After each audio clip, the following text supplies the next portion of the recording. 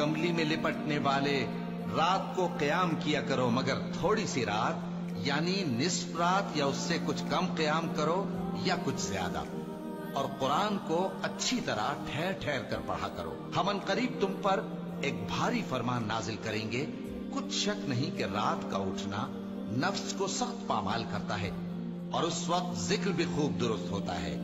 दिन के वक्त तो तुम्हें और बहुत से शगल होते हैं, तो अपने परवरदिगार के नाम का जिक्र करो और हर तरफ से बेताल्लुक होकर उसी की तरफ मुतवज्जे हो जाओ। वही मशरिक और मगरिब का मालिक है, उसके सिवा कोई माबूद नहीं, तो उसी को अपना कारसाज बनाओ।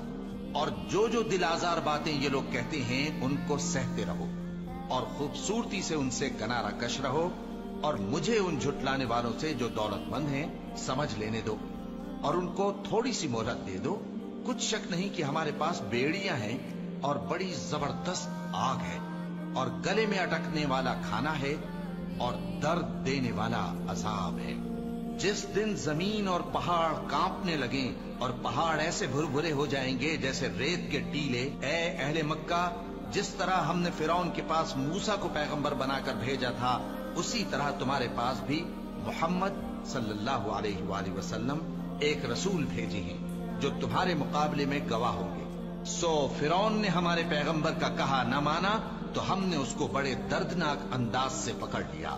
अगर तुम भी इन पैगंबर को न मानोगे तो उस दिन से किस तरह बचोगे जो बच्चों को बूढ़ा कर देगा, जिससे आसमान फट जाएगा। ये उसका वादा पूरा होकर रहेगा। ये कुरान तो नसीहत है, सो जो चाहे अपने परवरदिगार तक पहुंचने का रास्ता इख्तियार कर ले।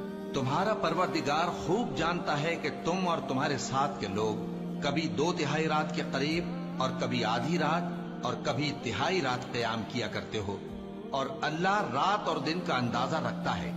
उसने मालूम किया कि तुम उसको निभा न सकोगे तो उसने तुम पर मेहरबानी की। बस जितना आसानी से हो सके उतना कुरान पढ़ लिया करो।